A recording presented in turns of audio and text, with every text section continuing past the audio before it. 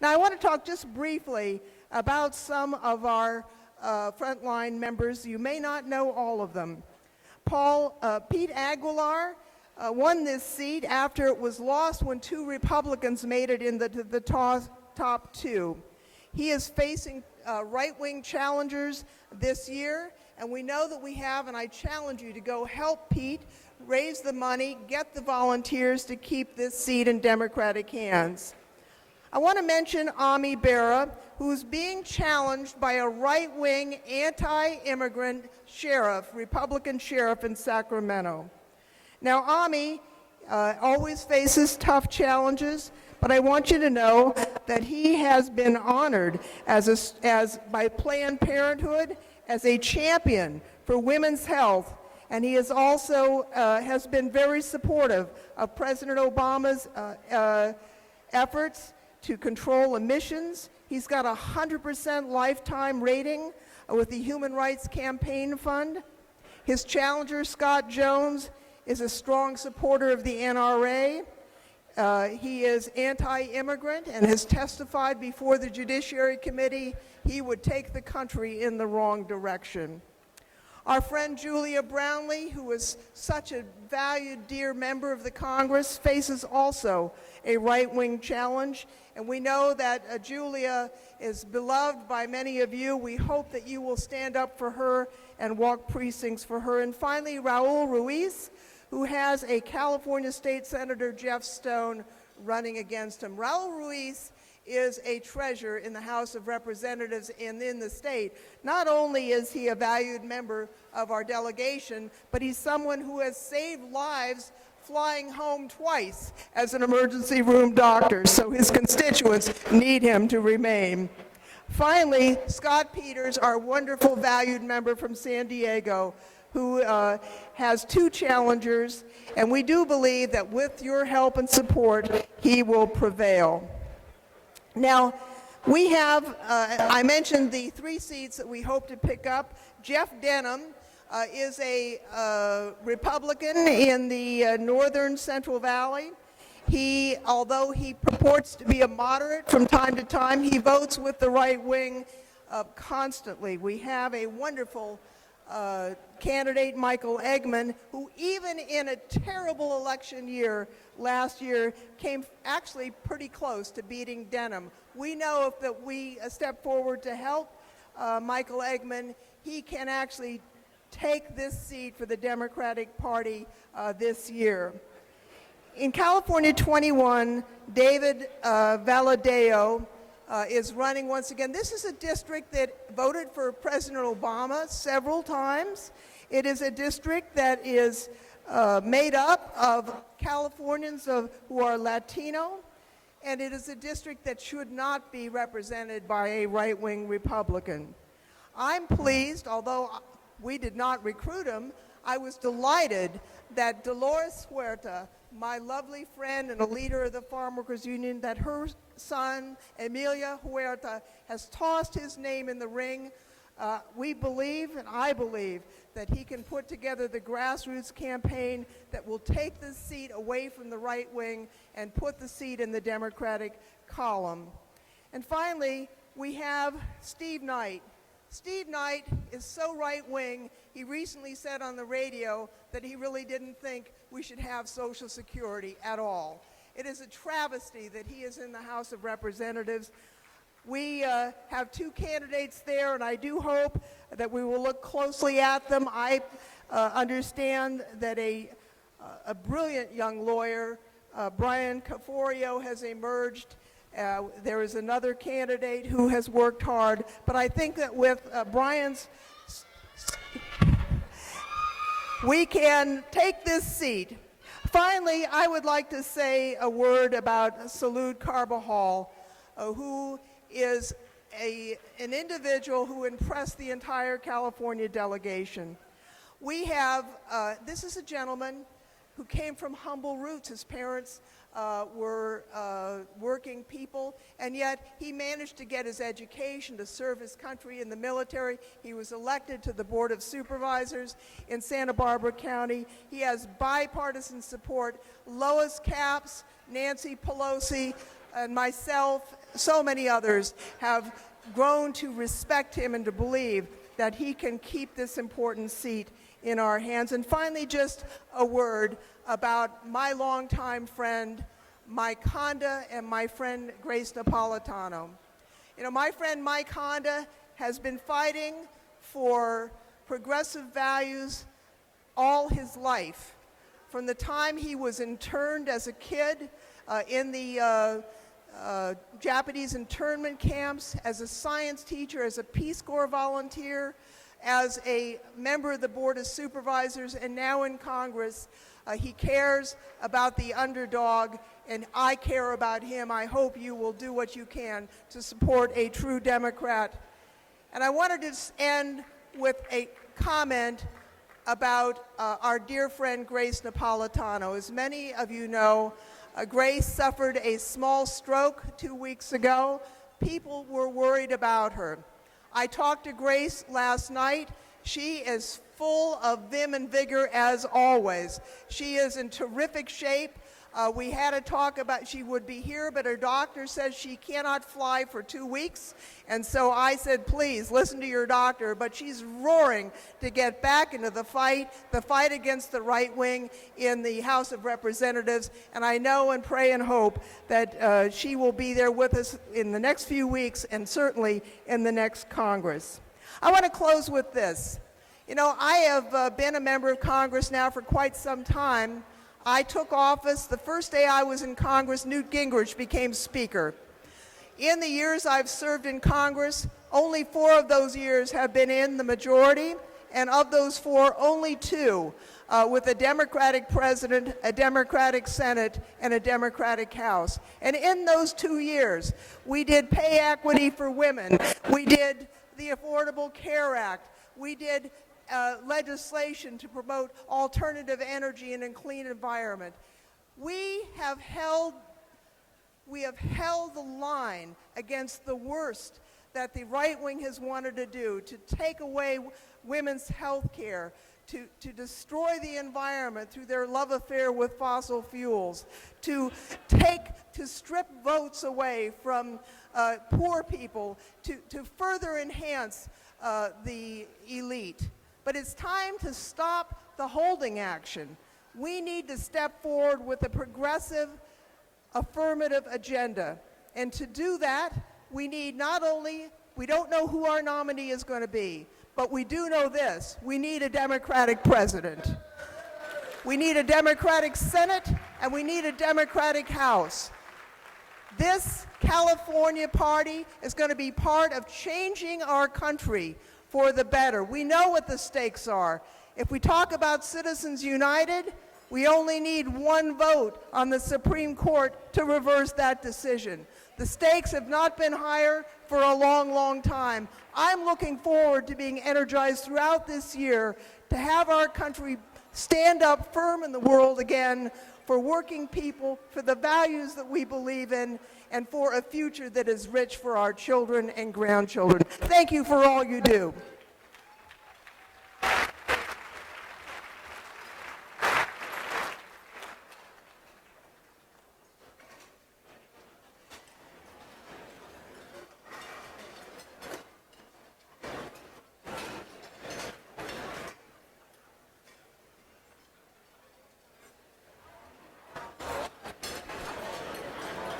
It's for those that were not at the convention this morning, I'll refer you to the tape in my introduction there.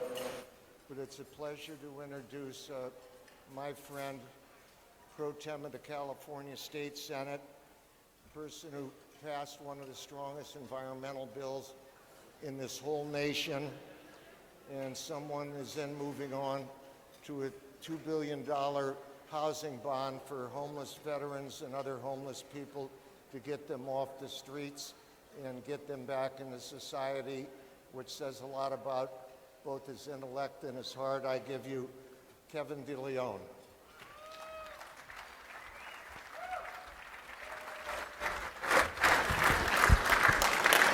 Thank you so very much, brothers and sisters. Let's give it up for our chairman, Johnny Burton.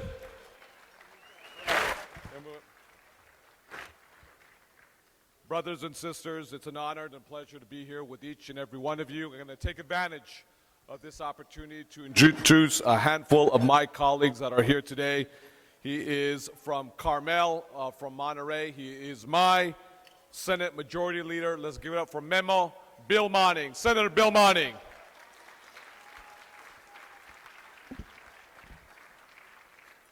Next colleague I have is from San Francisco. He's an incredibly gifted budgeteer, one of the best budget chairs of budget committee we've ever had in the California State Legislature. Let's get up for Senator Mark Leno. Senator Mark Leno.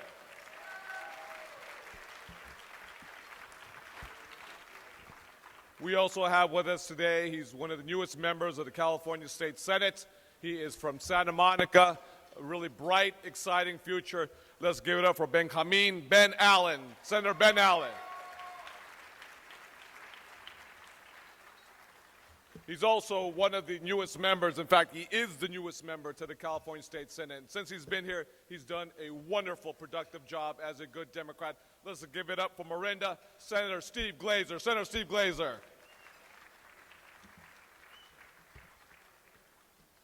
I just want to say a couple things just very quickly. I am looking forward to working with the new Assembly Speaker-elect who will be here today. Let's give it up for Antonio Rendon. Antonio Rendon.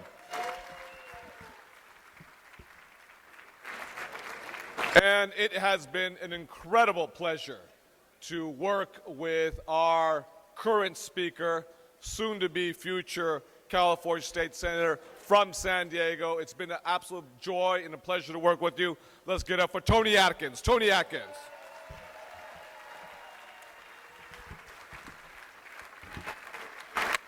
It's an honor, brothers and sisters, to work with such gifted colleagues who every single day do everything within their power to help improve the human condition for working families throughout the state of California, irrespective of, again, who you are and where you come from and the hue of your skin.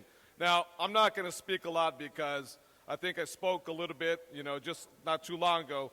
I just want to say, Democrats, let's go out there in 2016 and let's kick some ass. Thank you very much, everybody. Thank you.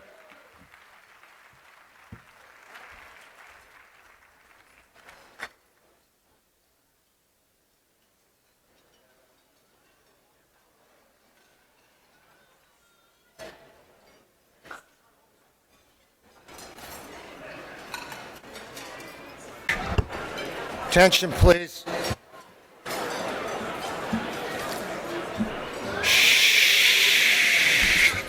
Thank you. It really is. It's always a pleasure to introduce people, but this will be the first time I've introduced a person who will be the new speaker, I believe next week, from the Los Angeles area.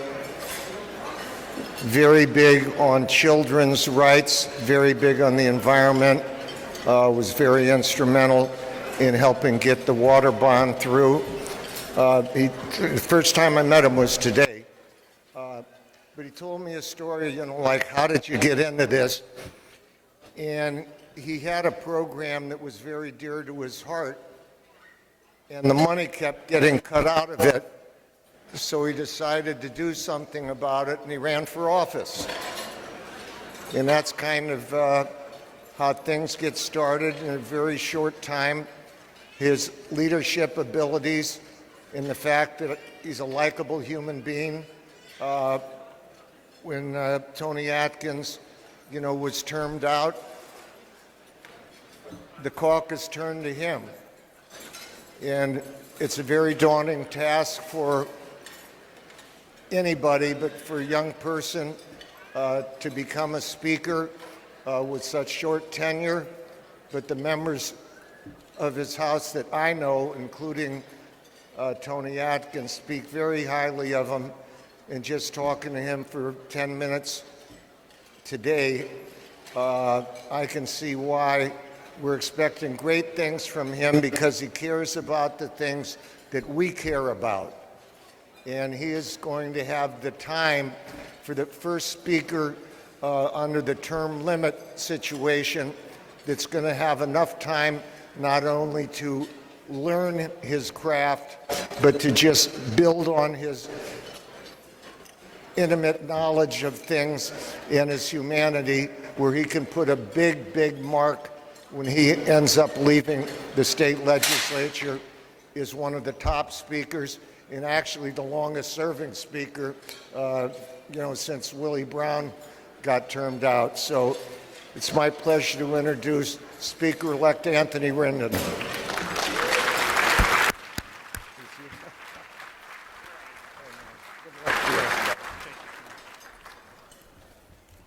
Thank you, Chairman Burton. Thanks for your years and years of service and all that you've done. Good afternoon. I'd like to do what my colleague, our great Senate leader, Mr. De Leon, did, and also acknowledge my colleagues who are here today. I absolutely have to begin with our current speaker, my predecessor, someone who I asked to swear me in a week from Monday because she means so much to me. When I first came to Sacramento, I spent a lot of time talking to Toni Atkins. She was served as a mentor to me in my first year. She has been a great leader for our state.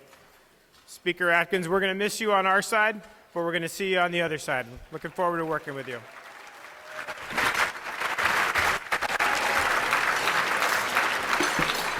I don't have the world's best eyesight, but I do see our colleague, Kansan Chu.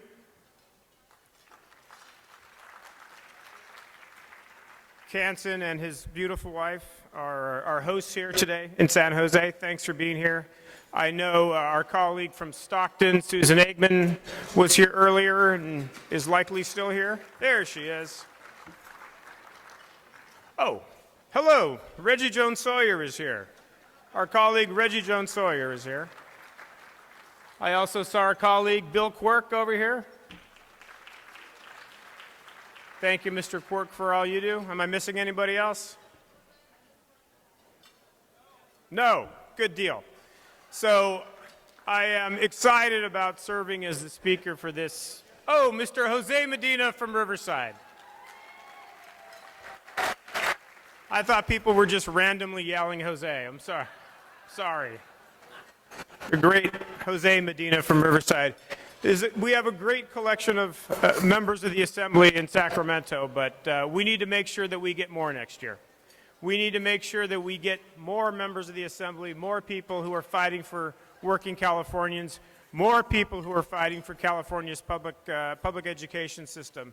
At the top of that list, because it's our most immediate concern, is making sure that we elect Dr. Joaquin Arambula in Fresno. That race in AD 31 is coming upon us. It's going to be up real soon in April. Dr. Arambula is an emergency room doctor. He's someone who everyone in that community knows. But what's difficult about that race is that it's a special election. So what we need to do is make sure that our folks show up in April, to make sure that our folks show up and vote, because we need to have Dr. Arambula in the State Assembly, and I know you're going to help us make sure that he gets there. But we're not done there, because we have a whole group of great candidates. We have Cheryl Cook Callio in AD 16. She was a classroom teacher for 39 years, and you go all over that district, and everywhere you go, you meet former students of hers who talk about the impact that she has had on their lives. That is a seat that we are going to pick up this year. That is a seat that we're going to make sure remains blue for the next decade or 2 or 3 or 4 or 5 or 10. We're going to bring Cheryl Cook Callio to the State Assembly. Another very important thing that we need to do is make sure that we hold on to our targeted seats, the seats that we just picked up recently. We were so fortunate last year under the leadership of Speaker Atkins to pick up a seat in the Oxnard-Ventura area. Jackie Irwin has been a fantastic colleague. Jackie Irwin has fought for working folks throughout the state Jackie Irwin has served as the chair of our Veterans Committee. We need to make sure that we have boots on the ground in Ventura, that we have boots on the ground in Oxnard, that we have boots on the ground in Camarillo. We need to make sure that we bring back Jackie Irwin to the State Assembly. So these are our priorities. These are the seats that we're going to focus on in the year ahead. And I know with the help of all of the people in this room, I know with the help of you folks walking precincts, you folks calling your friends, you folks going out into those target seats, I know we're going to win these seats. So thank you for all you've done, and thank you for all the work you're going to do in the year ahead.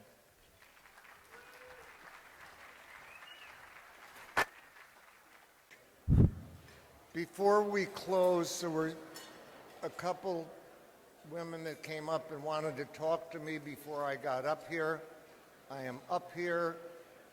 If you want to talk to me, you're losing your shot. There.